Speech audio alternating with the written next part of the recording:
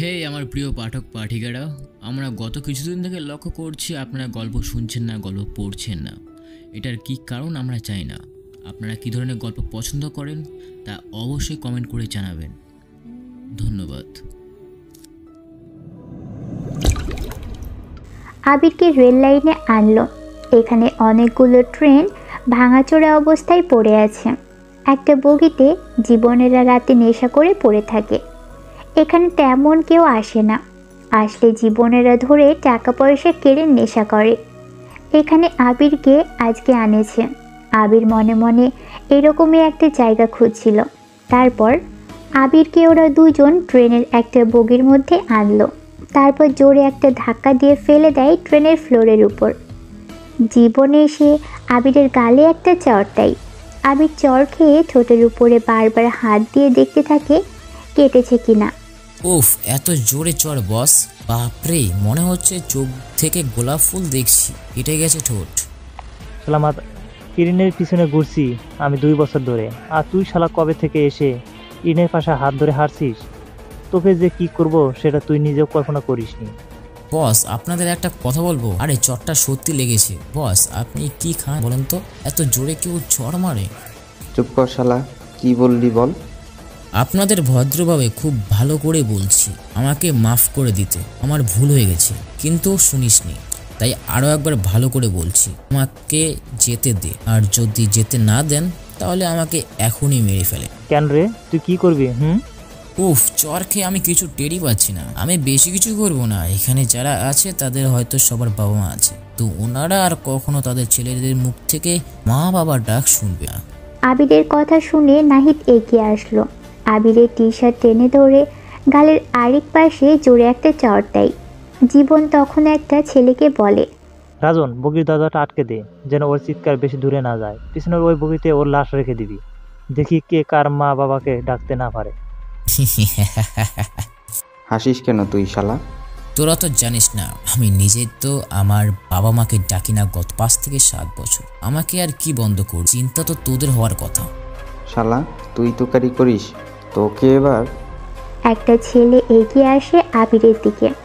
আবির নাহিদকে ছাড়িয়ে ছেলেটার গালে একটা অসম্ভব জোরে চড় দেয়। ছেলেটা লাফিয়ে যেন দেয়ালে গিয়ে আছাড় খেয়ে পড়ল। একটা ছেলে বড় ছুরি বের করে আনলো। আবির কোমর থেকে পিস্তল বের করে ছেলেটার পায়ে ঠাস করে একটা গুলি করল। তারপর জীবনের গালের ডান পাশে পিস্তল দিয়ে জোরে একটা চড় দেয়। জীবন নিচে শুয়ে পড়ে। নাহিদ ভয়ে দূরে সরে গেছে। 10 জন ছেলের মধ্যে 3 জন নিচে লুটিয়ে পড়েছে।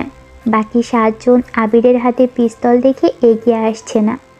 আবির পিস্তল হাতে একটু একটু করে নাহিদের দিকে এগিয়ে যায়। নাহিদের পিছনে কয়েক হাত দূরেই ওদের অস্ত্রশস্ত্র রাখা। নাহিদকে সরিয়ে দিয়ে আবির একটা বেসবল স্টিক ব্যাট হাতে নেয়। নাহিদের পাশে বসলো। নাহিদকে বলে, টাকা আমার দিকে, পিছনে কি দেখছিস? একটা কেউ আর আসবে না, ভয়। শোন, উপর থেকে অর্ডার আছে, বুঝছিস? নাহলে এখানেই এই ছেলেগুলো পায়ে গুলি করতাম, সোজা মাথা গুলি চলে যেত। ছোটবেলায় মাস্তানি করেছি, বড় হয়ে পিস্তল চালানো শিখেছি, আর সেটা সরকারের ট্রেনিং। একটাও মিস হবে না। পিস্তল চালাতে জানি, আর অস্ত্র ব্যবহার করতেও জানি। আমি তোদের মারবো না, মারবে কারা জানিস? পেট। আবির পিস্তলটা কোমরে গুজে নিল। তারপর দরজাটা খুলে দেয়। দূরে দেখে হাসিবরা দাঁড়িয়ে আছে। আবির জোরে একটা শীষ দেয়। হাসিবেরা এগিয়ে আসে। আবির হকি স্টিক, লাঠি, সবগুলো বের করে দরজার কাছে রাখলো। হাসিবকে বলল, উঠে আয় সবাই। আবির, ঠিক আছিস তো? জলদি আয়, ঠিক না থাকলে এভাবে জ্যান্ত দেখবি নাকি গাধা?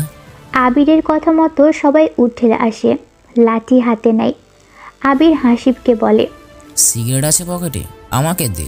যা এবার ওদের পেটা, দরজা আটকা। আবিরের কথা মতো হাসিবেরা আর দেরি করে না, বেধড়কভাবে ওদের পেটাতে থাকে। একেবারে আধমরা করে দেয় পিটিয়ে। হাসিব এসে বলে, অনেক ইচ্ছে ছিল এই শালাদের শান্তিমতো পিটাবো, আজ হয়ে গেল সেই ইচ্ছা পূরণ। কিন্তু এখন কি হবে? ওর বাবা তো আমাদের মেরে ফেলবে। তাহলে কি করবি? তোরা মেরে ফেল। কে তুই পাগল হয়ে গিয়েছিস? মারবো মানে একবারে মারবো নাকি? যে মারবে সে এমনিতেই মারবে, মানুষ তো মরে, তাহলে ওদের বেঁচে থেকে কি লাভ? মেরে দে। আবির, নেশা করেছিস? তোকে তো ঠিক লাগছে না রে।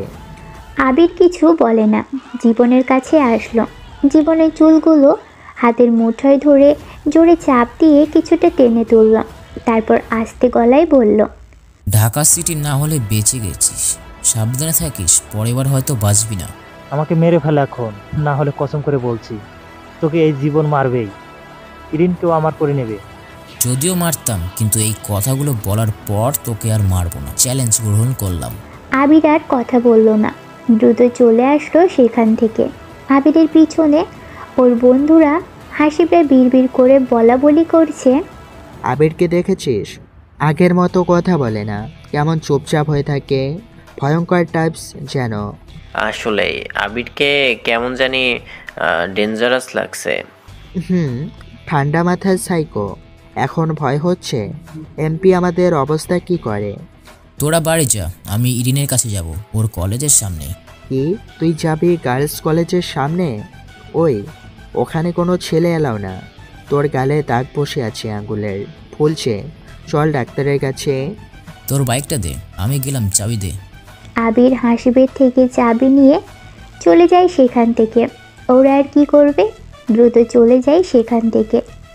অর্ককে কল দেয় আবির। হ্যাঁ স্যার, বলেন। জাবেদ, এমপি দুর্বল পয়েন্ট খুঁজে বের করো তো। ঠিক আছে স্যার, আমি কি আপনার পার্টনারকে এই কাজটা দেব? আচ্ছা দাও, সেই ভালো পারবে, রাখলাম। আবির বাইক নিয়ে চলে আসে মহিলা কলেজের সামনে।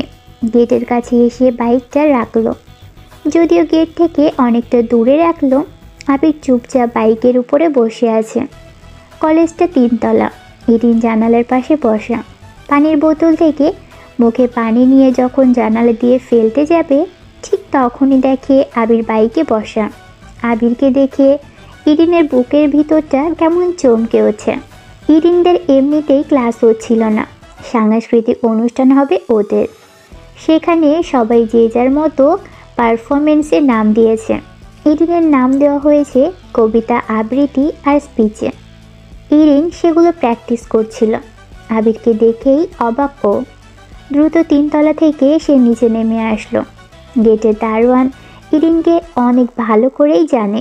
ইরিন গেটের কাছে এসে বাহিরে যাওয়ার কথা বলতেই দারোয়ান টাইম বেঁধে বের হতে দেয়। ইরিন এসে সোজা আবিরের সামনে দাঁড়ালো। কি ব্যাপার মিস্টার জিরাফ সাহেব, হঠাৎ এখানে? ওরা কই? কিছু বলেনি? সব তো ঠিক আছে। এই, তুই কি চাচ্ছিলিস আমি মার খাই? না না, আসলে আপনি এখানে কেন? কি হয়েছে? এমনি আসলাম, বাড়ি যাবি না? চল। ছুটি দিতে এখনো আধা ঘন্টা বাকি। আমার স্পিচ দেওয়ার ফাইনাল প্র্যাকটিস বাকি আছে। কিছু করতে হবে না, চল আমার সাথে, কলেজে আর পিক্স দিতে হবে না। কি বলেন? আপনি দাঁড়ান, আমি ব্যাগ নিয়ে আসি, ছুটি দেবে একটু পর। ইরিন চলে গেল মুচকি হেসে। আবির চুপচাপ বসে থাকে সেখানে। হঠাৎ কয়েকটা ছেলে আসলো আবিরের সামনে। ছেলেগুলোর মধ্যে তুহিন নামের একটা ছেলে আবিরকে সালাম দেয়। ওয়ালাইকুম আসসালাম ভাই। ওয়ালাইকুম আসসালাম। ভাই আপনার নাম কি? আবির। ও ভাই, চলেন এখান থেকে। কেন? আমরা যেতে বলছি তাই চলেন। না, যাব না, একটু পর যাব। বাসা কোথায় তোর? কেন, বাসা জানে কি হবে? শোন, এটা মহিলা কলেজের সামনের জায়গা, এখানে বাইরে কোনো ছেলে এলাও নেই, তাই চলে যা। দেখো ভাই, কলেজ অনেক দূরে, আমি কোনো মেয়েকে বিরক্ত করিনি, তাই আমাকে জ্ঞান না দিয়ে চলে যান। ওরে তোর কি সাহস! ওই, তুই তামিম ভাইকে চিনিস? কে তামিম? কোথাকার তামিম? ভাই, এটাকে কি করব? তামিম ভাইকে চেনে না? তামিম হলো এখানকার ছাত্র নেতা, আমি হলাম তার ছোট ভাই। আমরা দেখেছি কলেজ থেকে একটা মেয়ে এসে হেসে হেসে কথা বলছে। এটা প্রেম করার জায়গা না, যা এখান থেকে। বললাম তো ছুটি হলেই চলে যাব, আমি এখানে থাকবো নাকি? আরে ভাই, তুই বুঝিস না কেন? এই শালাকে তুলে নিয়ে চল, ওরে বোঝাবো ক্লাবের মধ্যে নিয়ে গিয়ে। আবির আর কোনো কথা বলল না। সে টি শার্ট উঁচু করল, কোমরে গোজা পিস্তলটি দেখালো আবির। সবাই চমকে ওঠে। তাড়াতাড়ি আবিরের পাশ থেকে কিছুটা দূরে এসে দাঁড়ায়। তুহিন বলে, এটা কি খেলনা? ভাই এটা খেলনা না, এটা সত্যি মেশিন। আমি চিনি এটারে। চলেন ভাই এখান থেকে। ওয়েট, আমি ভাইকে ডাকছি। মাস্তানি বের করবে ওয়েটারে। তুহিন কথাটা বলে সেখান থেকেই চলে আসে। আবির বিরক্ত নিয়ে তাকায় ওদের দিকে। কিছু সময় পর কলেজে ছুটির ঘন্টা বাজে। সবাই এক এক করে বের হচ্ছে। আবির মাথা নিচু করে আছে। হঠাৎ কে যেন ওর সামনে এসে দাঁড়ায়। আবির তাকাতেই দেখে হিয়া দাঁড়িয়ে আছে। আবির এখানে কার জন্য এসেছেন? হয়তো তোমার জন্য। সত্যি? ভাইয়া আছে? না, একাই এসেছি। তাহলে চলেন। এই ভাইয়া, তুই এখানে কি করিস? আসলাম এমনিতেই, ছুটি হচ্ছে না, যা বাড়ি যা, ইরাকে নিয়ে যা। হিয়া আর আরিতা এসে আবিরের সাথে কথা বলছিল। তখনই ওদের সবগুলো বান্ধবী এসে ঘিরে দাঁড়ায় ওদের। এতগুলো মেয়েদের ভিড় দেখে আবির অবাক হয়। কপালে সব বাচ্চা মেয়ে, চারপাশে সব বাচ্চা মেয়ের ভিড়। আবির একটু কাশি দিয়ে উঠল। ঐশী নামের মেয়ে জিজ্ঞেস করলো, আরিতা, এটা কে রে? আমার ছোট্ট ভাইয়া। অনেক সুন্দর দেখতে রে। হাই ভাইয়া, আমি ঐশী। অরিতার থেকে শুনিস আমি কে। এখন যাও তোমরা, হিরোনে চলে যাও, আমি পরে আসবো। আচ্ছা। আবির ওদের সাথে গল্প করছিল। হঠাৎ শান্ত আসে সেখানে। আবিরকে এসে বলে, এই চলে আয়, তামিম ভাই আসছে। শোন, একটা বেশি কথা বলবি না, কথা বললে মার খাবি, বুঝেছিস? চুপ থাকবি, পারলে ভাইয়ের একটু পা জড়িয়ে ধরবি, তাহলে কিছু হবে না, চল। আচ্ছা। শান্তর সাথে আবির এগিয়ে যায়। একটা কফি শপের ভিতরে নিয়ে আসলো। বোঝাই যাচ্ছে এখানে পোলাপাইনরা বেশি আড্ডা দেয়। আবির ভিতরে আসে। একজন সাদা পাঞ্জাবি পাজামা পরা ছেলে উল্টো দিকে ঘুরে বসে আছে, ফোনে কথা বলছে। একটা ছেলের সাথে আমাদের ছোট ভাই ঝামেলা করছে, একটু কলেজ গেটের দিকে আসছি, দেখি তারা। তামিম কথা বলা বন্ধ করে দেয়। আবির তামিমের সামনে গিয়ে দাঁড়িয়েছে। আবিরকে দেখে চোখ থেকে কালো চশমাটা খুলে ফেলে। তারপর চোখ আবার মুছে ভালো করে তাকায় আবিরের দিকে। তামিমের সামনে দাঁড়িয়ে আছে আবির। তামিম চশমাটা টেবিলে রেখে উঠে দাঁড়িয়ে আবিরকে জড়িয়ে ধরে বলে, বন্ধু তুই এখানে কবে এসেছিস? আল্লাহ, তুই কলেজ গেটে আসছিস, আমাকে একবারও বলবি না? বয় বয়, কী খাবি বল? তুই এত বছর পর কিভাবে কি? এমনিতেই বেড়াতে এসেছি, নেতা হয়ে গেছিস দেখছি। আরে তুই না থাকলে কি এত দূরে আসতে পারতাম? সেই যে তুই আমাকে প্রতিনিধির একটা জায়গা বানিয়ে গিয়েছিলি, তারপর এখন উন্নত হয়ে ছাত্রনেতা হয়ে গেলাম। ভালোই তো। হাসিব কোথায়? নিহাল হারামিরা বললই না তুই আসছিস দেশে। উফ, তোকে পেয়ে আমি যে কি খুশি। খুশি? সেই খুশি নাকি? চুপ থাক, ছোট ভাই আসছে, সে খুশির কথা বলিস না। খুশি চলে গিয়েছিল, বাদ দে, পরে বলবো। পরিচয় করে দিই, এটা তোর ছোট ভাই তুহি, পাশেরটা তোর ভাইয়ের থেকেও অনেক ভালো ছেলে। তুই চিনিস? ভালো হয়েছে, একটা ছেলের জন্য আসলাম। কোন ছেলে নাকি পিস্তল দেখিয়ে ওদের হুমকি দিয়েছে তুই। তামিম পুরো কথা শেষ করতে পারেনি। আবির কোমর থেকে পিস্তলটি বের করে সেট করে টেবিলের উপর রাখলো। সবাই আবার ওটা দেখে ভয়ে সিটিয়ে যায়। তামিম তাড়াতাড়ি বলে, কি করছিস? যেখানে ছিল সেখানে রাখ, বুঝতে পারছি ওটা তুই ছিলি। ওই তুহিন এদিকে আয়, আবিরকে সরি বল। আমি না, সবাই পা ধরে সরি বল। আরে সমস্যা নাই, এসব বাদ দে, আমি বিজি আছি, পরে কথা বলবো তোর সাথে। জীবনকে চিনিস? জীবন? কোন জীবন? এমপি স্যারের ছেলে নাকি? ওকে মেরে আধামরা করে দিয়েছি। ট্রেনের বগিতে সব গুলি পড়ে আছে, হাসপাতালে পাঠিয়ে দে তো ওদের। তুই ভালো হলি না রে, বেঁচে আছে তো ওরা? আবির দোকান থেকে বের হয়ে আসে। তামিম হলো আবিরের বন্ধু। আবিরের সাথে তামিমের বন্ধুত্ব আগে থেকেই। তামিম একবার কলেজের পক্ষ হতে নেতা হিসেবে দাঁড়ায়। আবির দাঁড় করিয়ে দেয়। তারপর থেকেই তামিম এরকম নেতাই হয়ে এসেছে। শুরুটা আবিরের দিয়ে হয়েছে। আবির বাহিরে আসলো। বাইকের পাশে ইরিন দাঁড়িয়ে আছে, চারপাশে তাকাচ্ছে। আবিরকে সে দেখতে পায়, ভাবতে থাকে, আবিরের কি হলো? হঠাৎ সে এখানে চলে এসেছে। এমনিতে সারাদিন পিছনে লাগবে, আর আজ এত ভালো হলো কেমনে? অনেক মারছে নাকি ওরা আবিরকে? প্রশ্ন করতে হবে। আবির বাইকের কাছে আসে, বাইকে উঠে স্টার্ট দেয়। ইরিনও উঠে বসে, প্রশ্ন করে, ওই আপনার সাথে হিয়া এত কথা বলে কেন? হাসিবের বোন হীরা। তুই দেখছিস? হ্যাঁ দেখেছি তো। মেয়েটা অনেক সুন্দর, বল? আমাকে দেখে অনেক হাসে। চুপ থাকেন, ও এমনিতেই হে হে করে পড়ে। সুন্দর না ছাই? আসলেই তুই ছাইমির মতো দেখতে। শয়তান ছেলে। দুজনে ঝগড়া করতে করতে চলে যায়। আবির ঘুমোচ্ছিল। হঠাৎ মাইমুনা বেগম আবিরকে ডাকতে আসে। আবির ঘুম থেকে উঠে মাইমুনা বেগমের সামনে এসে বলে, হ্যাঁ মা, কি হয়েছে, ডাকছো কেন? শোন শোন, জাইনের জন্য আজকে মেয়ে দেখতে যাচ্ছি আমরা সবাই। তোর বড় বাবা বললো রেডি হতে, রেডি হয়ে নে। আমি মেয়ে দেখতে যাব না। কেন যাবি না? সবাই যাচ্ছে তো, শুধু অরিতা আর ইরানি যাচ্ছে না। আজ নাকি ওদের কলেজে ফাংশন আছে। কিন্তু আমি গেলে তো সমস্যা আছে, আমার বাবা সেটা মেনে নেবে? নেবে নেবে, চল তো। আচ্ছা, ইরিন কোথায়? ওই তো সে সকাল 6টার সময় কলেজে গিয়েছে। উঠে ফ্রেশ হয়ে খেয়ে নে, বের হ। মাইমুনা বেগম চলে গেল। আবির হাসিবকে কল দেয়, হাসিবকে আসতে বলে। আবির ফ্রেশ হয়ে নিল, ডিপ নেভি ব্লু পাঞ্জাবি আর সাদা রঙের পাজামা পরে নিল। এরপর হালকা কিছু খেয়ে বের হয়। আবিরের কাছে হাসিবের বাইক। আবির বাইক নিয়ে বাইরে আসলো। যারা যাবে তারা সবাই বাড়ির সামনে গাড়ির কাছে দাঁড়িয়ে আছে। আবিরের চোখ চলে যায় তার মা সাবিনা বেগমের দিকে। সাবিনা বেগম করুণ দৃষ্টিতে তাকায় আবিরের দিকে। আবিরের ছোট চাচা আবিরকে দেখে বলে, কি ব্যাপার, আবির যাবে নাকি? ও কেন যাবে? ও গেলেই একটা না একটা ঝামেলা বাঁধবেই। ওকে কে বলেছে আমাদের সাথে যেতে? আমি বলেছি, সে তোমাদের কিছু না হলেও সে আমার ছেলে। জায়েন যেমন, আবির তার থেকেও বেশি, ছাড়া কম না। আবিরকে যদি কেউ বারণ করে তাহলে আমি যাচ্ছি না। আজাদ সাহেবের কথা শুনে সবাই কিছুক্ষণ নিশ্চুপ হয়ে যায়। আবির সবার থেকে কিছুটা দূরে দাঁড়িয়ে আছে নিশ্চুপ হয়ে।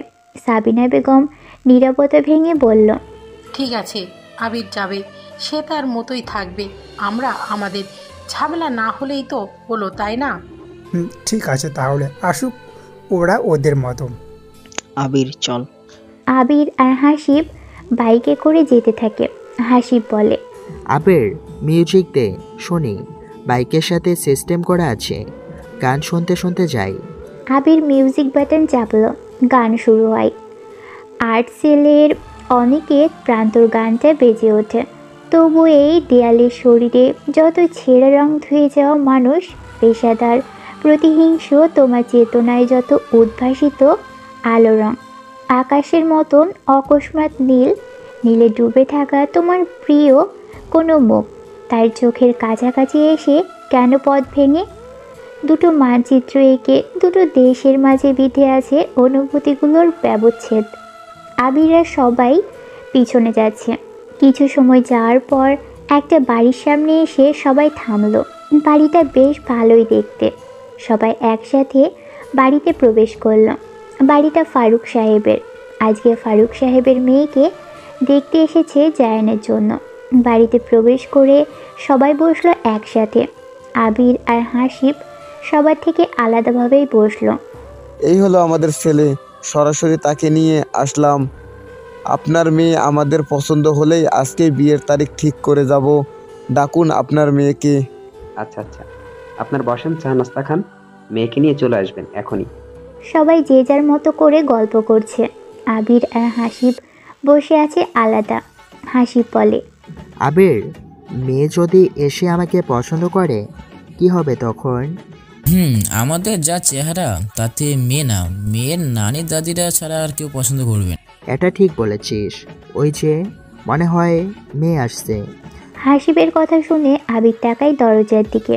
একটা মেয়ে মাঝখানে, শাড়ি পরা। বোঝাই যাচ্ছে এটাই মেয়ে, কিন্তু মেয়ের দুপাশে কয়েকটা মেয়ে। তবে সেই মেয়েগুলোর মধ্যে দুটো মেয়েকে দেখে হাসিব আর আবির অবাক হয়ে তাকিয়ে আছে। কারণ মেয়ে দুই পাশে দাঁড়িয়ে আছে রিমি আর সিমি। হাসিব আবিরের কানে কানে ফিসফিস করে বলে, কিরে আবির, আমার রিমি এখানে কেন? সাথে ওর বড় বোন সিমিও আছে দেখছি। সেটাই তো, ওরা দুজন এখানে কেন? উফ, কতদিন পর রিমিকে দেখছি। রিমি আমার দিকে তাকাচ্ছে রে। তাকাতে থাক, প্রেম শুরু হওয়ার প্রথম ধাপ হচ্ছে চোখাচোখি। যত বেশি তাকানো তত বেশি লেভেল আপ হতে থাকে। তাকাও। এই লেভেল তো বহুদিন ধরেই খেলছি রে, নতুন ধাপটা একটু বল। গাধা, মেয়ে কেন তোর দিকে তাকাবে? অবশ্যই সে তোকে পছন্দ করে। মেয়ে হুট করে ছেলেদের দিকে তাকায় না, যদি না সে তার প্রতি তার ভালো লাগা থাকে তাহলেই তাকাবে। এরপর তোর কাজ হলো তাকে আপসেট করা। তার ছোট ছোট পছন্দগুলো তুই গুরুত্ব দিবি, দেখবি, একটু পর পর কথা বলবি। বেশি কথা বলার দরকার নেই, তবে কিছু চলার পর দুজনে কথা বলার মাত্রা বাড়িয়ে দিবি। তারপর কি হবে? আরে এরপর প্রপোজ করলেই হবে, না করলেও চলে যাবে, রিলেশন তৈরি হয়ে যাবে। তুই না রিমিকে সেদিন প্রপোজ করেছিলি, কি হয়েছিল? সেদিন হাসছিল, লজ্জা পাচ্ছিল না, না বলেনি, আবার হ্যাঁও বলেনি। আচ্ছা, এরপর তোর কাজ হলো মেয়েটার কাছে নাম্বার পাঠানো, না হয় কোনো চিরকুট কাজ হবে। চিরকুটটা পাঠাতে হলে একটু ডিজিটাল পদ্ধতিও পাঠাবি। তুই বল কিভাবে? আরে সব যদি আমি বলে দেই, মেয়েটাকে আমাকে দে, যা সর। আবির হাসিবের থেকে ছাড়ি খেয়ে চুপ হয়ে যায়। হাসিব কনেকে দেখা যে রিমিকেই দেখছে বেশি। রিমিও অবাক হয়েছে যে হাসিবকে এখানে থাকতে দেখে। আবির সিমির দিকে তাকায়, সিমি তাকায় আবিরের দিকে। দুজনে চোখাচোখি হলো। আবির কনের দিকে তাকায়। মেয়েটা জায়ানের সাথে ঠিকঠাকভাবে যায়, মানাবে ভালো। মেয়ে কেমন কে জানে। বেশ কিছু সময় দুপরিবারের কথা চলে। দুপরিবার রাজি হয়। সবাই যখন কথা বলছিল তখন কনের বাবা ফারুক সাহেব বলে, ওরা দুজন কারা? এমন আলাদাভাবে বসে আছে কেন? কোনো কথা বলছে না যে? ওরা আমাদের ছেলে। আবির হলো সৈকত আর আমার ছেলে। না, ওটা আজাদের বাড়ি ছেলে। ও, আর ওটা কে? আবিরের বন্ধু হাসিব। কনের নাম জারা। জারাকে সবাই পছন্দ করে ফেলেছে। এবার বিয়ের তারিখ ঠিক করার পালা। তখনই হাসিব বলে ওঠে, অ্যারেঞ্জ ম্যারেজ? যারা ভাবির সাথে আমাদের জায়ান ভাই আলাদা কথা বলুক, ওদেরও একটু পছন্দ অপছন্দ থাকতেই পারে। সেটা সবার সামনে বলছে না, সুযোগ তো করে দেওয়া উচিত, তাই না? এটা ঠিক বলছো তুমি। তাহলে যারা ভাবিকে বাকি মেয়েরা ছাদে আনুক, আমরা জায়ান ভাইকে নিয়ে ছাদে যাচ্ছি, ওরা আলাদাভাবে কথা বলবে। ঠিক আছে, সেটাই হোক। হাসিব আর রিমি মুচকি হাসলো। আবির বুঝতে পারে হাসিব জায়ানদের নয় বরং নিজেদেরই আলাদা কথা বলার জন্য এমন করেছে। ওরা আর দেরি করে না। হাসিব দ্রুত এসে জায়ানের হাত ধরে, তারপর ছাদে চলে যায়।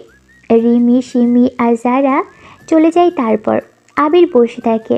ফারুক সাহেব বলে, কি বাবা, তুমি বসে আছো কেন? যাও, আমরা বড়রা কথা বলি, তুমি একটু ঘুরে আসো।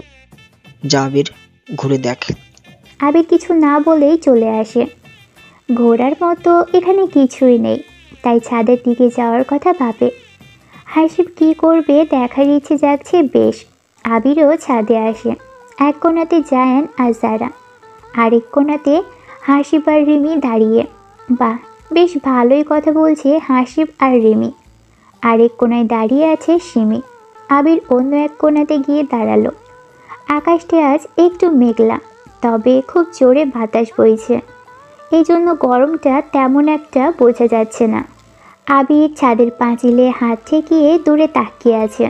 হঠাৎ কারো উপস্থিতি টের পায় আবির। পাশে তাকিয়ে দেখে সিমি এসে দাঁড়িয়েছে। আবির তাকাতেই সিমি বলল, কেমন আছেন আবির সাহেব? ভালোই, আপনি কেমন আছেন সিমি? আপনারা এখানে কেন? আসলে যারা হলো আমাদের কাজিন, যখন বিয়ের কথা চলছিল আমাদের এখানে নিয়ে আসে, কিন্তু আপনারা আসবেন জানতাম না। জয়ান ভাই হলো আমাদের কাজিন, তাই আসা এখানে। রিমিকে হাসিব পছন্দ করে, তাই না? ভালোই বাসে, দুজনকে মানিয়েছে বেশ। আমার কেউ নেই বলে আজ একা থাকতে হয়। কে বলল কেউ নেই? অনেকে আছে। নেই। দেখতে সুন্দরী, ছেলেদেরকে সুযোগ দিলেই তো হয়ে যায়। আমার তো আপনাকে ভালো লাগে অনেক আগে থেকেই। সত্যি? না মানে এরকম কিছু না। সিমি আরও কিছু জিজ্ঞাসা করতেই যাচ্ছিল, কিন্তু যারা সিমিকে ডাক দেয়। ওদের কথা বলা শেষ। হাসিব দ্রুত আবিরের কাছে আসে। তারপর সবাই একসাথে নিচে নামলো। বিয়ের 3 তারিখ ঠিক করা হয়। এই মাসের কিছুদিন পর, মানে 10 দিন পর বিয়ে হবে। সারাদিন ওরা সেখানেই ছিল। বিকেলের দিকে যখন বের হবে অনেক বৃষ্টি হয়। হাসিব এসে দাঁড়ায় আবিরের কাছে। আবির জিজ্ঞেস করে, কাজ হয়েছে? নাম্বার দিয়েছি, সে নিয়েছে। কিন্তু তুই সিমির সাথে কি করছিলি? পটাইছিস নাকি? পাঠাবো কেন, এমনিতেই বলেছিলাম তাই। 2 বন্ধু একবারই জামাই, ভালোই হবে, কি বলিস? চুপ থাক। সব কিছু শেষ করে বাড়িতে আসে ওরা সবাই। সন্ধ্যা হয়ে গেছে, অনেকটা সময় হলো। আবির বাড়িতে এসে যখন বাইক থেকে নামবে তখনই মাইমুনা বেগম এসে বলে, আবির, ইরানি এখনো ফেরেনি, ওর নাম্বার অফ পাচ্ছি। ওর তো বিকেলেই চলে আসার কথা, এখনো ফেরেনি। দেখ তো কোথায়। আচ্ছা তুমি চিন্তা করো না, আমি দেখছি। আবির আর হাসিব সোজা বাইক নিয়ে ইরিনের কলেজে আসে। কলেজের থেকে এখন অনেকেই বের হচ্ছে, কোনো ছেলে অ্যালাউ নেই। কিন্তু আবির গেটের কাছে যেয়ে দাঁড়ায়। দারোয়ান আটকানোর আগে একটা কার্ড দারোয়ানের হাতে ধরিয়ে দেয়। কার্ডের নাম আর পদবি পড়ে দারোয়ান তাড়াতাড়ি দরজা খুলে দেয়। অনেকগুলো মেয়ে আছে ভিতরে। একটা ছেলেকে দেখে সবাই অবাক। এই হরিণ। ডাকটা শুনেই ইরিন প্রচণ্ড বিরক্ত নিয়ে পিছনে তাকালো। এতক্ষণ কলেজে এক আতেল মেয়ে বক্তৃতা দিচ্ছিল। এতটা বিরক্তিকর ছিল যে সেই বক্তাকে ঠাঁটিয়ে দুটো চড় মারার ইচ্ছে মনে মনে পোষণ করেছিল ইরিন। কিন্তু ওর আশাতেই তৎক্ষণাৎ ছাই ঢেলে দিল পিছনে দাঁড়ানো আবির। আবির ফর্সা টকটকে, সুন্দর, স্বাস্থ্যবান, লম্বায় 6 ফুটের বেশি। তার অন্যতম গুরুত্বপূর্ণ কাজগুলোর মধ্যে একটা হচ্ছে যখন তখন যেখানে সেখানে ইরিনের সাথে ঝগড়া বাঁধানো, যেটা আগে থেকেও করেছে আবির। একেবারে ফ্রেমে বাঁধিয়ে রাখার মতন ট্যালেন্টের আবিরের। ছোট থাকতে ইরিনকে পড়াতো আবির, সেই থেকেই দুজনের রেষারেষি। ইরিনের ভাষ্যমতে ছাত্র হিসেবে আবির খুব ভালো হলেও টিচার হিসেবে আবির একেবারেই জঘন্য। তার অবশ্য কারণও আছে।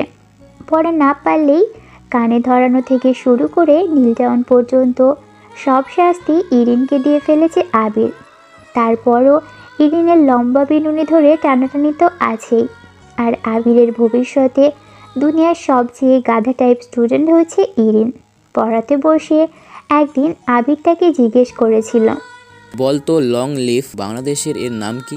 ইরিন হাঁ করে কিছুক্ষণ আবিরের মুখের দিকে তাকিয়ে থেকে উত্তর দিয়েছিল, লম্বা বাস বাংলাদেশ। রাগে আবিরের মাথা চাঁদে ফেটে যাওয়ার অবস্থা। আধা ঘন্টা নীল ডাউন করিয়ে রেখেছিল ইরিনকে। তারপর ইংরেজি বইটা মুড়িয়ে ঠুসঠাস কতক্ষণ ইরিনের মাথায় তবলা বাজিয়েছিল আবির। আবিরের ডাক শুনতে পেয়েছে ইরিন, কিন্তু বুঝতে দিতে চাইল না। শুনেও না শোনার ভান করে দাঁড়িয়ে থাকে। ইরিনের মনে পড়ে আবির এখানে আসতে না করেছিল, বারণ করেছিল যেন এখানে কিছু না প্রেজেন্ট করে। ইরিন কিছুটা ভয়ে কলেজ থেকে বের হয়। কোনো দিক না তাকিয়ে দ্রুত পা চালালো। এই মুহূর্তে আবিরের সামনে থেকে পালাতে হবে তো তার। আবিরও ছেড়ে দেওয়ার পাত্র নয়। ইরিনকে ধরতে রীতিমতো দৌড়চ্ছে সে। আবির ইরিনের কাছে এগিয়ে এসে মাথায় একটা গাঁটটা মেরে বলে, কানে কালা নাকি তুই? কতবার ডাকলাম, সাড়া দিচ্ছিলি না কেন? এত দেরি হলো কেন? টেনশন না করে আছে নাকি তোর জন্য? ফালতু মার্কা কাজ করিস বেয়াদব। বাড়ি চল, তোকে বোঝাচ্ছি আমার কথা না শুনলে কি হবে। আসলে শুনতে পাইনি। শুনতে পাইসনি না ইচ্ছে করে জবাব দিসনি? ইরিন নিরস কণ্ঠে বলে, আমি সত্যিই শুনতে পাইনি। আর তাছাড়া কলেজ থেকেই দেরি হচ্ছে। আরিতা চলে গেছে বাসায়, আমার কাজ ছিল। ও জানিস, বাসায় তোর জন্য বিয়ের কথাবার্তা চলছে। জয়ান ভাইয়ের জন্য মেয়ে দেখতে গিয়েছে, তোর জন্য কথা বলেছে। আবির মজা করে বলল কথাটা। ইরিন বুঝতে পারছে আবির এখন তাকে পচানোর জন্য এমন করছে, তাই ইরিনও কম যায় না, দ্রুত বলে, হ্যাঁ মা ফোন করেছিল, কাল নাকি দেখতেও আসবে। ছেলে নাকি আর্মি অফিসার, পছন্দ হবে? আপনি জেনে কি করবেন? বিয়ে ঠিক হলে দাওয়াত পেয়ে যাবেন সবার আগে। আগে তো তোকে পছন্দ হোক, তারপর বিয়ে। তোকে কেউ বিয়ে করবে নাকি? না করুক, আপনার কি? করবে না তোরে কেউ বিয়ে। ইরিন আবিরের কথার উত্তর না দিয়ে হাঁটা ধরল। এই মানুষটার সাথে কথা বলতে ইরিনের মাঝে মাঝে অনেক অসহ্য লাগে। এখন ঠিক সেটাই হচ্ছে, কারণ হুট করে বিয়ের কথা বলেছে তাই। আবির প্রায় দৌড়ে এসে ওর পথ আটকে দাঁড়ালো। তারপর ধমকে উঠে বলল, কথায় উত্তর না দিয়ে চলে যাস কেন? ইরিন আবারও পাশ কাটিয়ে যেতে নিল, কিন্তু আবিরের কথাই থামতে হলো। তুই নাকি কোন ছেলের সাথে রিস্কায় ঘুরছিলি আজ? কি বললো? অরিতা বলেছে যখন আসবে এখানে। অরিতাকে জিজ্ঞাসা করেছিলাম যে ইরিন কি করেছে, তখন সে বলল সকালের দিকে একটা ছেলের সাথে রিস্কায় কোথায় যেন গিয়েছিল। কে সে? বড় মাকে গিয়ে যদি না বলেছিলাম তাহলে আমার নাম আবির হাসান। আবির এবার গটগট করে হাঁটা ধরল। ইরিন এবার আবিরকে ধরার জন্য রীতিমতো দৌড়চ্ছে, অনুনয় বিনয় করে ডাকছে, কিন্তু ইরিনকে ইঞ্চিখানেক পাত্তাও দিল না আবির। এই মুহূর্তে ইরিনের কোনো কথা শুনবে না সে। ইরিন আবিরের সাথে ভাব ধরেছে। সে কেন এখন ছাড় দিবে? ইরিন আর আবির দুজনেই হাঁটছে। হঠাৎ একটা বাইক ইরিনের খুব কাছ দিয়ে চলে যায় আর ইরিনের চুল টেনে দিয়ে গেল। আবির কিছু বলতে যাবে তার আগেই বাইকে করে ওরা চলে যায়। আবিরের সিমে মেসেজ আসে। হাসিব মেসেজ দিয়েছে। আবির কিছু বলে না, সে হাঁটা ধরল। বিড়বিড় করে ইরিন বলে, নিজের সামনে আমাকে কোনো ছেলে কিছু বললে কিছু করতে পারে না, খালি আমার পিছনে লাগবে। আবির তখন বলে, একা কি ইরিবিরি করিস? কার সাথে ঘুরছিলি সেটা বল। ইরিন তখন বলে, কলেজে আসার পথে রাশেদ ভাইয়ের সাথে দেখা হয়েছিল। আমার বান্ধবীর সাথে ভাইয়ের প্রবলেম ছিল, সেজন্য ঝামেলা ঠিক করাতে গিয়েছিলাম।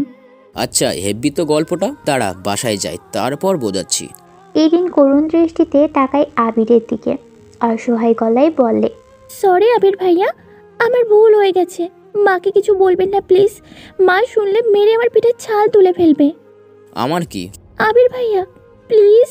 কি প্লিজ? আম্মুকে কিছু বলবেন না প্লিজ। আমি কি তোর কথা মতো চলবো? বলবো, 100 বার বলবো। তুই আমার সাথে ভাব ধরেছিস না, এখন কেন চাস? সর সামনের থেকে। ইরিন কাঁদো কাঁদো গলায় বলল, আমার ভুল হয়ে গেছে, আমি আর জীবনেও আপনার কথার উত্তর না দিয়ে যাব না। ভুল যখন করছিস শাস্তি তো পাবি। আমি সরি বলেছি তো। আবির এবার বাজখাই কণ্ঠে বলল, তুই আমার সামনে আর একটা কথা বলে ঠাস ঠাস করে তোর গালে একটা চড় বসি। যা, সর সামনের থেকে। কথাটা বলেই আবির জোরে রিক্সা ডাকলো। ওই খালি, এদিকে আসেন। রিক্সাওয়ালা আসলো ওদের সামনে। আবির বলে, এই শকুনটাকে নিয়ে সওদাপাড়ার বন্ধুর মজিলের বাড়ির সামনে নামিয়ে দেবেন। ভাড়াটা সে দেবে। কত টাকা ভাড়া? রিক্সাওয়ালা বলে, মামা, শকুন কোথায়? শকুন কোথায় থেকে ধরেছেন? কেমন বড় মামা? আবির হেসে দেয়। ইরিনের দিকে তাকায় আবির। ইরিনের রাগে মুখ লাল হয়ে গেছে, কিন্তু ইরিন এখন কিছু বলতেই পারছে না। কিছু বললে আরও সে খারাপ হবে সেটা ইরিন ভালো করেই জানে, তাই বহু কষ্টে ইরিন নিজেকে সামলাচ্ছে। আবির হাসি থামিয়ে বলে, এই যে দেখছেন না, হাড় বের করা চিকনা একটা শকুন, এটাকে নামিয়ে দিবেন। ভাড়া কত? ওইদিকে তো 20 টাকা করে যাই, রাত হয়ে যাচ্ছে, 30 টাকা দিন। ধুর, তুমি ওরা নিয়ে যাও, 200 টাকা পাবা। সে দিয়ে দেবে 200 টাকা। না দিলে ওখানে বসে আমাকে একবার আবির বলে জোরে ডাক দেবে। নিয়ে যান। আবির ভাইয়া চুপ থাক, যা রিস্কায় বস, চলে যা। গুড়ি গুড়ি বৃষ্টি আরম্ভ হয়ে গেছে। আবির ইরিনকে রিক্সায় উঠিয়ে দিয়ে দাঁড়িয়ে আছে। হাসিব আসলো পাশে, বলল, চল এবার আমরা যাই। চল। শোন আবির, চেয়ারম্যানের কল আসছিল, দেখা করতে যেতে বলেছে। বলবি পারবো না। মানে কি? সে কিন্তু চেয়ারম্যান এলাকার, বুঝিস, কিন্তু আমরা তারই লোক ছিলাম। তো কি এখানেই থাকবি না? বুঝতে পারছিস না কেন? ওর ছেলেকে আমরা পিটিয়েছি, বিষয়টা ফেলে দেওয়ার মতো না। আচ্ছা, পরে দেখা যাবে, এখন চল বাসায়। ইরিন চিন্তায় আছে, কারণ ইরিন তার বান্ধবী শেফার জন্য বাসায় অনেক বকা খায়। তার কারণ রাশেদ শেফার জন্য ইরিনের সাথে মেশে। বিষয়টা মাইমুনা বেগমের অপছন্দ, তাই কড়া নিষেধ। ইরিন নিশ্চিত আজকে মাইমুনা বেগম ওর চামড়া তুলে ফেলবে। মাইমুনা বেগমের কড়া নিষেধ রাশেদের সাথে যেন ভুলেও কথা না রাখে। ইরিন দরজায় বেল বাজায়। আরিতা এসে দরজা খুলে দিল। বাড়ির ভিতরে আবিরকে বসা দেখে বুকে ইরিনের ভিতরটা কেঁপে উঠল। মাইমুনা বেগম এসে জিজ্ঞেস করলেন, কিরে, তোরা তো দেরিতে ফোন দিলে ঢোকে না কেন? ইরিন ভয়ে ভয়ে আবিরের দিকে তাকালো। আবির নির্বিকার ভঙ্গিতে বসে ফ্রিজ থেকে সদ্য বের করে আনা ইরিনেরই জুসের বোতল থেকে ঠান্ডা জুস খাচ্ছে, যেন ইরিনকে দেখতেই পায়নি। আজকে তো ফাংশন ছিল, ক্লান্ত লাগছে, রুমে যাচ্ছি। ইরিন আর সেকেন্ডও দাঁড়ালো না, দ্রুত পা চালালো। তখনই মাইমুনা বেগম বললেন, অরিতা যে চলে এসেছে অনেক আগে। ওর তো কোনো কাজ নেই। শুনেছি যে আগে যাই সে লেট করে বের হয় না, তাকে দ্রুত ছাড়ে। আপনি এদিকে আইরানি। ইরিন মাইমুনার কাছে আসলো। আবির পায়ের উপরে পা তুলে জুস খাচ্ছে। মাইমুনা বেগম মুখ থমথমে আকৃতি নিয়ে তাকায় ইরিনের দিকে। ইরিন প্রশ্ন করে, কিছু বলবেন? মাইমুনা বেগম ঠাস করে ইরিনের গালে একটা চড় বসিয়ে দিল। তারপর বিছানায় ঝাড়ুটা হাতে নিতেই ইরিন এক লাফে দৌড়ে সেখান থেকে চলে আসলো নিজের রুমে। মাইমুনা বেগম অনেকক্ষণ বকাবকি করে শেষে রান্নাঘরের দিকে চলে গেলেন। আবির মুচকি হাসতে থাকে। ইরিনের প্রচণ্ড রাগ লাগছে আবিরের উপর। কচ্ছরটা ইরিনের মাকে সব বলে দিয়েছে। সব সময় আবির ইরিনের পিছে লেগে থাকে। অনেক রাগ লাগে ইরিনের। আবির হাসিবকে কল দেয়। হাসিব আবিরকে বলে, বাড়িতে আয় তো, ঝামেলা হয়ে গেছে। আবির দ্রুত ইরিনদের বাসা থেকে বের হয়ে হাসিবের বাসায় আসলো। হাসিবের মা বাবা হিয়া বসে আছে আর হাসিব দাঁড়িয়ে আছে। আবিরকে দেখেই হিয়া খুশি হলেও পরিবেশটা তখন অনেক থমথমে। চেয়ারম্যান তোমার আঙ্কেলকে ধরেছিল, হাসিব আর তার বন্ধুকে খুঁজছে। ওর ছেলে হাসপাতালে, হাসিবের নাম বলেছে। হাসিব নাকি ওদের মেরেছে। তুমি তো নতুন আসছো, ঝামেলায় জড়াবে না জানি। সাথে নেহাল আর রাব্বি ছাড়া হাসিব কখনো ওদের মারবে না। এখন হাসিব আর ওর বন্ধুদের খুঁজছে। তুমিও তো ওর বন্ধু, তোমারও খারাপ হবে। একটা উপকার করো না বাবা, ওকে একটু ঢাকাতে পাঠানোর ব্যবস্থা করো। হাসিবের দিকে তাকাই আবির। তার মানে হাসিব বাসাতে এসব নিয়ে কিছু বলেনি। যাক, আবিরের যে ভালো বন্ধু হাসিব। আবির হাসিবকে অবাক করে দিয়ে প্রশ্ন করে, ঠিক বুঝতে পারছি না আন্টি, হাসিবকে কি চেয়ারম্যানের ছেলেরা ধরে মেরেছিল? হ্যাঁ বাবা, ও এরকম একটা কাজ করবে কখনো ভাবেনি। বেয়াদব হচ্ছে দিন দিন, একটা কথাও শোনে না। কি দরকার বাড়ির ভাত খেয়ে বনের মোষ তাড়ানো? এখন এই ঝামেলা কে সহ্য করবে বাবা? ওরা কেস করবে এদের নামে। উফ, আমি এই ছেলেটাকে নিয়ে করব বলো? চিন্তা করবেন না আন্টি, আমি দেখছি কি করা যায়। হাসিবকে কালকে বললাম কখনো ঝামেলাতে জড়াবি না, শুনলো না। দেখছি আন্টি কি করা যায়। দেখো তো বাবা, জলদি কিছু করো।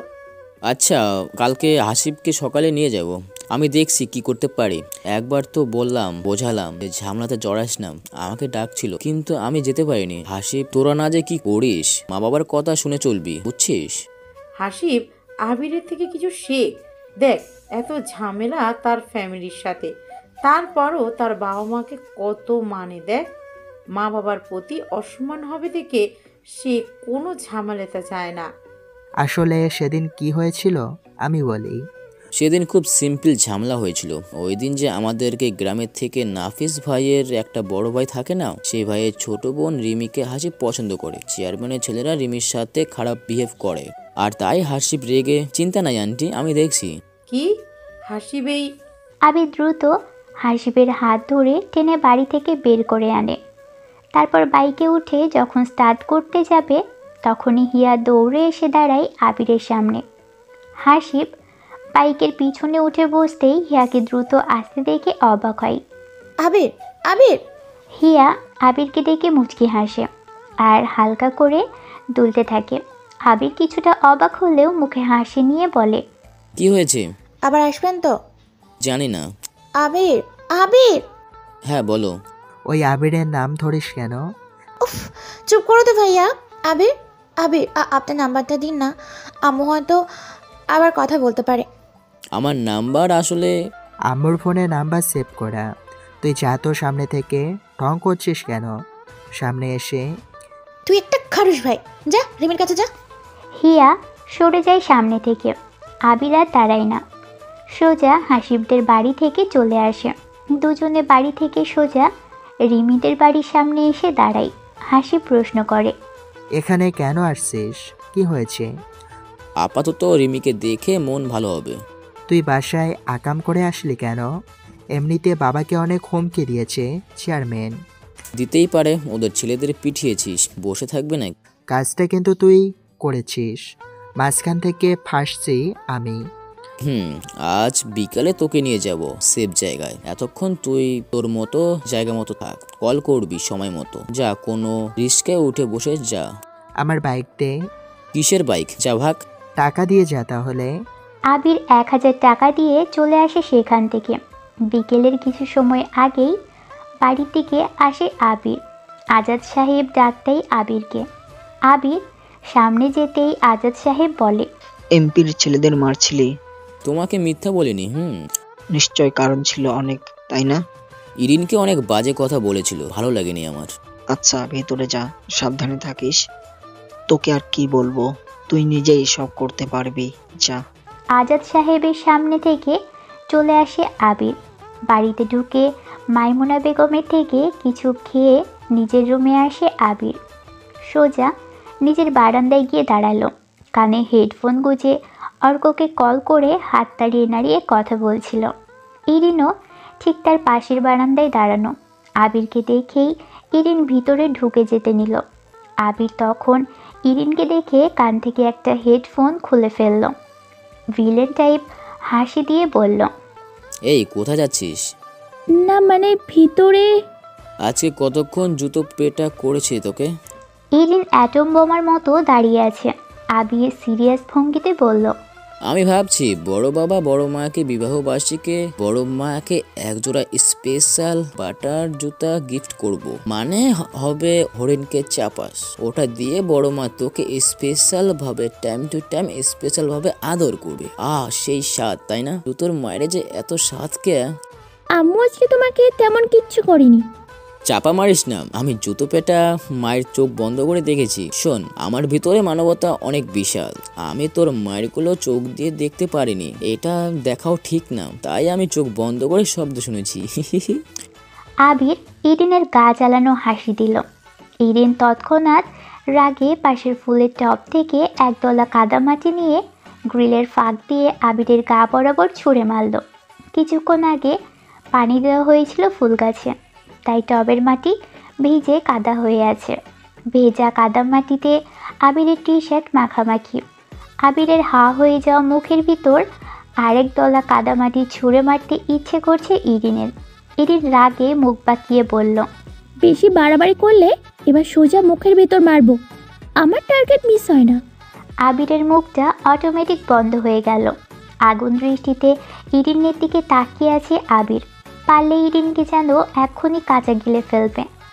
ইরিন বারান্দা থেকে সরে এসে বেডরুমের দরজাটা ভালোভাবে লক করে দিল। তারপর ঔষধের বক্স থেকে একটা ঘুমের ওষুধ খেয়ে বিছানায় গায়ে এলিয়ে দিল সে।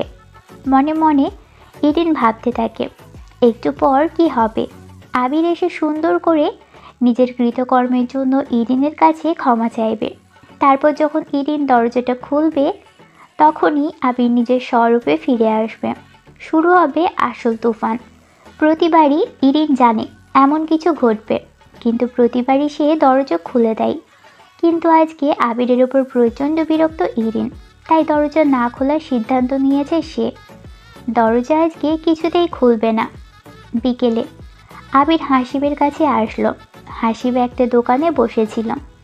আবিরকে কল করেছিল হাসিব। আবির আসতেই হাসিব দোকান থেকে বের হয়। আবিরের বাইকে উঠে বসলো। তারপর গুগল ড্রাইভ থেকে অ্যাড্রেস সেট করে ফোনের সাহায্যে রাস্তা অনুসরণ করে যেতে থাকে আবির। কিছু সময় পর হাসিব কাঁপা কাঁপা গলাতে বলল, কোথায় যাচ্ছিস তুই? এটা তো চেয়ারম্যানের এলাকার রাস্তা। এই দিক দিয়ে যাব। চেয়ারম্যানের পোলাপান্ডা পাগলা কুকুরের মতো হয়ে আছে, আমাকে দেখলে কি হবে আন্দাজ করতে পারছিস তো? আবির কিছু বলে না। প্রায় 20 মিনিট গাড়ি চালিয়ে একটা দোকানের সামনে আসে ওরা দুজন। এটা চেয়ারম্যানের বাড়ি থেকে কয়েক মিনিটের রাস্তার পাশের দোকান। এখানে ও লোকেরা বসে থাকে। আবির দোকানের সামনে বাইক রেখে হাসিবকে বলে, যা সিগারেট নিয়ে আয়। হাসিব সাথে সাথে বলে, তুই এখানে কেন রাখলি ভাই? চল এখান থেকে প্লিজ। আবির রাগি চোখে তাকায় হাসিবের দিকে। হাসিব আর কিছু না বলে দোকানের মধ্যে প্রবেশ করে। হঠাৎ কয়েকটা ছেলে হাসিবের জামার কলার চেপে ধরে দোকান থেকে টেনে বের করে আনে। আবির কিছু বলার আগেই আরও কতগুলো ছেলে এসে আবিরকে টেনে বাইক থেকে নামায়। এরপর দুজনকে একটা গাছের নিচে আনে। হাসিবকে মারতে থাকে। ওই হাসিবকে কেউ কিছু বলবি না, না হলে তোদের সব কটাকে যে হাল করব, তোরা তার জন্য ভয়ে বের হতেও পারবি না বাড়ির থেকে। চেয়ারম্যানের ছেলেকে মেরেছে সে, ওর তো কপালে খারাপ আছে, তোরাও অনেক খারাপ হবে। আমার বন্ধুকে ছেড়ে দে। আবিরের শার্ট জোরে টান দেয় বিপ্লব। আবিরের শার্ট ছিঁড়ে যায়। হাসিব সেটা দেখে বিপ্লবকে গালি দিতে দিতেই বিপ্লব কষে হাসিবের গালে চড় দেয়। অনেক মানুষজন একসাথে জড়ো হয়ে যায় সেখানে। হঠাৎ কতগুলো পুলিশ আসে সেখানটাতে। সবাই দূরে সরে যায়। কয়েক মিনিটের মধ্যেই সেখানে চেয়ারম্যান আসে। চেয়ারম্যান এসেই আবিরকে দেখে বলে, স্যার স্যার আমি খুবই দুঃখিত, আমাকে মাফ করে দেন স্যার। ওরা না জেনে এমন করেছে, প্লিজ স্যার আমাকে ছেড়ে দেন, আমাকে থানায় পাঠাবেন না। অনেকগুলো লোক জড়ো হয়ে আছে চারপাশে, আর সবার মাঝখানে আবির আর হাসিব বসা। আর সেখানে ওদের এলাকার চেয়ারম্যান এসে আবিরের হাত পা জড়িয়ে ধরেছে। বিষয়টা অনেক অবাক করার মতো। হাসিব তো আরও অবাক হয়েছে দৃশ্যটা দেখে। কি হচ্ছে হাসিব নিজেই বুঝতে পারছে না। আবির বসা থেকে উঠে দাঁড়ায়। স্যার আমাকে মাফ করে দেন স্যার, প্লিজ স্যার, আর কখনো এমন হবে না। ওই ছেলেটাকে আমার লাগবে। কে? বিপ্লব স্যার, আসলে ও জানেই না আপনাকে। প্লিজ স্যার মাফ করে দেন, আমি পা ধরেছি স্যার। না না, এসবের দরকার নেই, আমার শুধু তাকেই লাগবে। চেয়ারম্যান তখন বিপ্লবের গালে ঠাস করে একটা চড় দিয়ে বিপ্লবকে বলে, আরামির বাচ্চা, স্যারের পা ধর। মরার শখ জেগেছে তোর? কি ভুল করছিস তুই নিজে জানিস না? হ্যাঁ করে দাঁড়িয়ে আসিস কেন?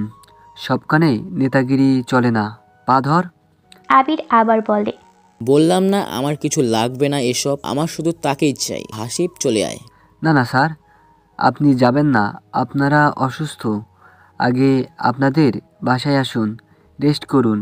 ডাক্তার নিয়ে আসছি। সরি স্যার, প্লিজ স্যার চলুন। অফিসার এই বিপ্লবকে নিয়ে যান থানায়, না যে কোনো একটা জায়গাতে, আমি আসছি সেখানে। স্যার স্যার একবার কথাটা বুঝুন স্যার প্লিজ। ও জানে না তো স্যার, আমিও জানতাম না। আপনাকে ওপর থেকে ফোন করে আপনার কথা বলল, আমি ছেলের কাছে ছিলাম, দৌড়ে চলে এসেছি। স্যার প্লিজ একটু বুঝুন। হাসিবের দিকে তাকাই আবির। হাসিবের তো তখনও চোখ কপালে উঠে আছে। কি হচ্ছে সে কিছুই বুঝতে পারে না। তবে আবির কি বলতে যাচ্ছে সেটা হাসিব বুঝে গেছে। হাসিব তখন বলে, আচ্ছা ঠিক আছে, যেহেতু সে জানে না মাফ করে দিলাম। তবে আমাদের সামনে আর কখনো সে পড়লে ওর কী যে হবে সেটা আমরাও জানি না।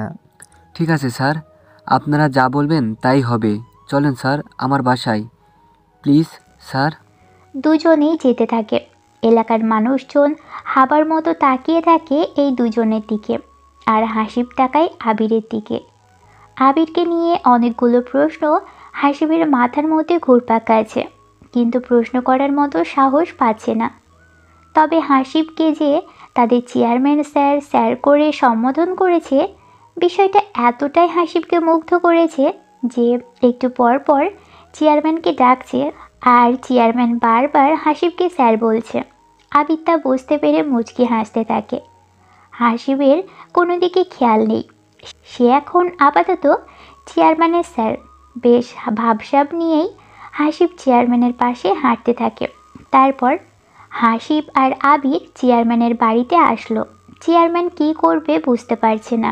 একদিকে তার ছেলে হাসপাতালে, আর যারা তার ছেলেকে মেরে হাসপাতালে পাঠিয়েছে তাদেরকেই উনি নিজ বাড়িতে ডেকে এনেছে দাওয়াত করে। না পারছে উনি ছেলের প্রতিশোধ নিতে, না পারছে আবিরদের ছাড়তে।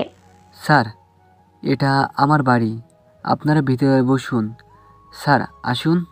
আপনার বাড়িটা তো বিশাল, ভালোই তো মালপত্তি কামিয়েছেন। স্যার আমি চেয়ারম্যান আছি 10 বছর ধরে, আস্তে আস্তে সব হয়েছে। ও তারপর দুবার চেয়ারম্যান, ভোট চুরি কেমন হয়? কি যে বলেন স্যার, সব কিছু স্বাভাবিক। জনগণের ভালোবাসায় আমি পাশ করি। দেখেন স্যার, আমার ছেলেকে হাসপাতালে পাঠালেন, গ্রামের লোকেরা কিভাবে ছুটে আসলো আপনাদের ধরতে, এটাই ভালোবাসা। শুনেছি বর্ডার সাইডে যতগুলো চলে তার বেশিরভাগ টাকা আপনার আর এমপি জামিল সাহেবের পকেটে আসে। সেটা দিয়ে মাসের চাষের জমি কিনেছে, বাড়ি বানিয়েছে। না না না স্যার, আপনি কি বলেন এসব? এই তো তোরের কথা, আপনি জানলেন কিভাবে? তবে সবটা সত্য নয়।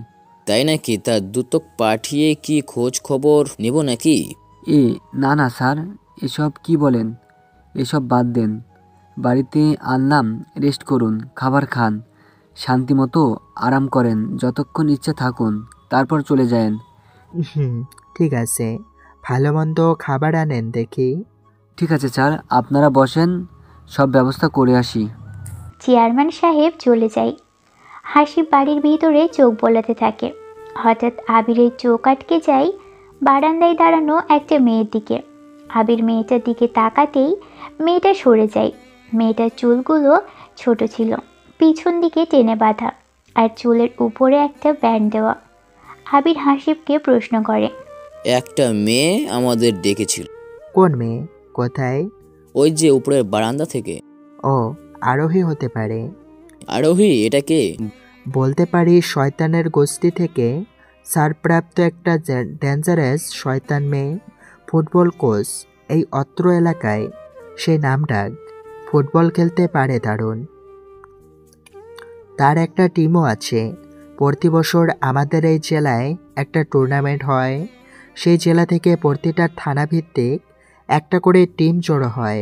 চেয়ারম্যানের বাড়ির যে ওই সামনে একটা মাঠ আছে, সেখানে ফুটবল খেলার ঐতিহাসিক একটা আয়োজন হয়। কিন্তু সেখানে কে জিতবে? আরোহীরা। মানে আরোহী আসলেই ভালো কোচ, আবার বদমেজাজি। চেয়ারম্যানের মেয়ে বলে কথা। হাসিব কথাটা শেষ করতেই আরোহী ফুটবল হাতে নিয়ে বের হয় ওদের সামনে দিয়ে। আরোহীর দিকে তাকায় আবির। আরোহী দুজনের দিকে কিঞ্চিত তাকিয়ে চোখ সরিয়ে নিল। গায়ে টি শার্ট, গলায় বাঁশি, স্টেজের সাথে সাদা কেটস পরা। মেয়েটা দেখতে খারাপ না। আবির হাসিবের কানে কানে বলে, বাইরের প্লেয়ার এলাও আছে? মানে এই টুর্নামেন্ট থেকে যে কোনো প্লেয়ার এখানে খেলানো যাবে? হ্যাঁ, তুই যে দেশেরই প্লেয়ার হোস না কেন, এই জেলার একটা থানা কেন্দ্রিক তোর নাম থাকতে হবে, তাহলেই হচ্ছে। আরোহীর টিম তো আমাদের থানার মধ্যে থেকেই পড়েছে, তাহলে কি হবে? আমরা মানে তোর বাবা কিন্তু আবার ফুটবল খেলায় বেশ আগ্রহী। উনি টিম কিনে পাশের থানার হয়ে তারপর খেলতে আসে এখানে। ও, কবে টুর্নামেন্ট? দেরি আছে। দুজনে গল্প করছিল, সময় পেরিয়ে যায়। চেয়ারম্যানের বাসা থেকে বের হয় দুজন, তারপর বাইক নিয়ে নিজের এলাকায় আসে। দুজনে সেই বাগানের মধ্যে এসে বসলো, যে বাগানটাতে আজাদ সাহেব আর আবির আগে বসেছিল একদিন।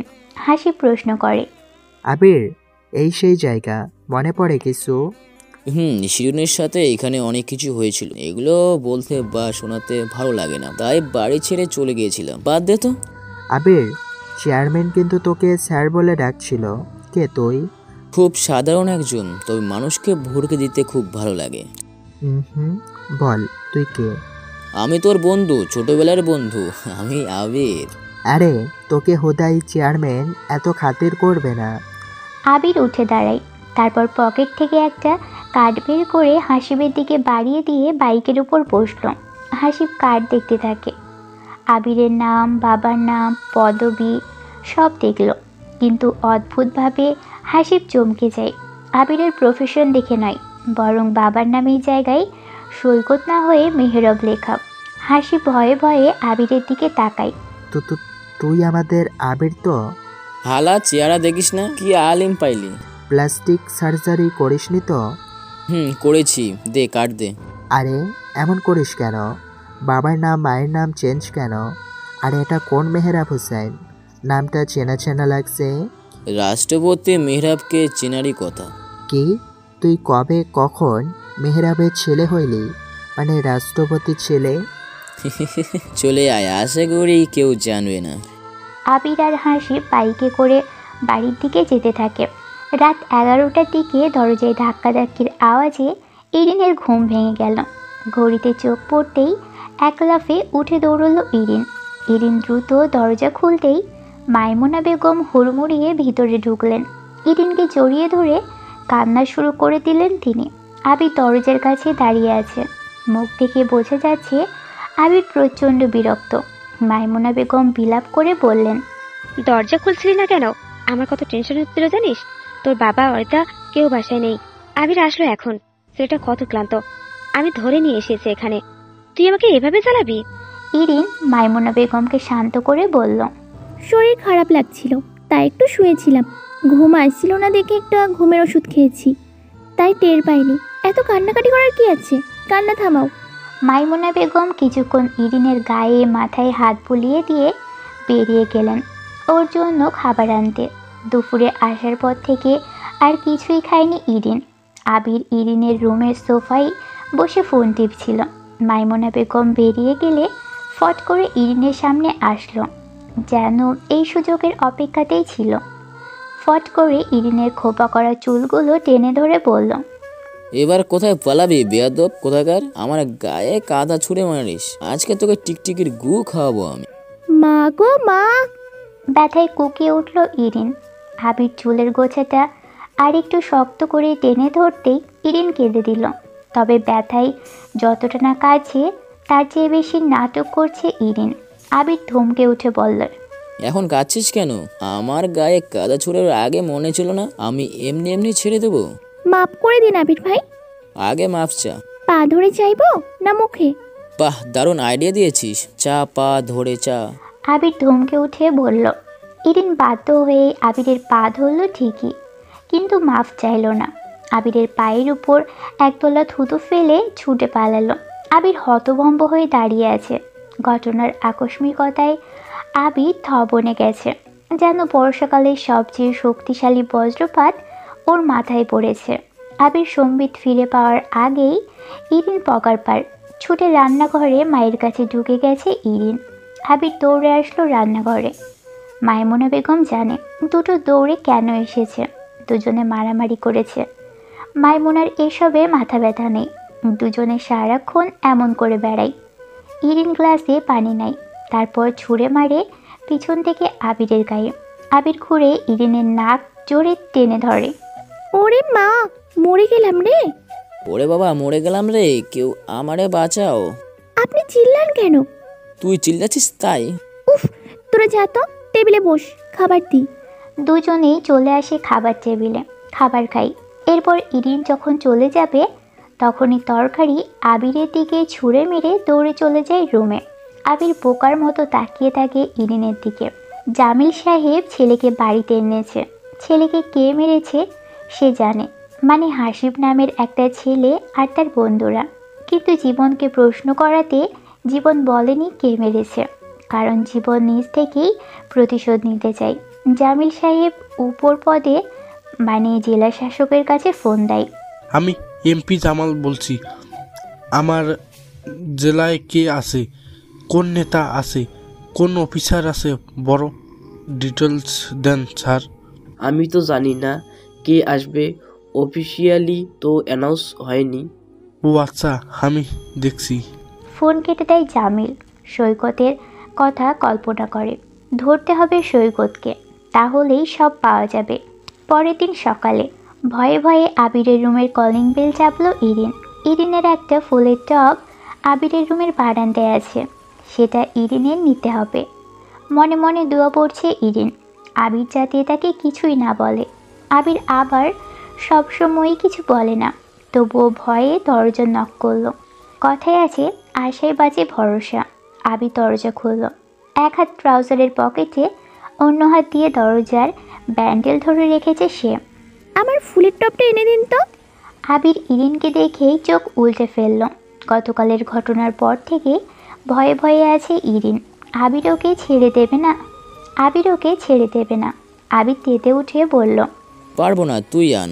আমি যাব না, আপনি ভেতরে আসেন, গিয়ে নিয়ে আসুন, আমি অপেক্ষা করছি।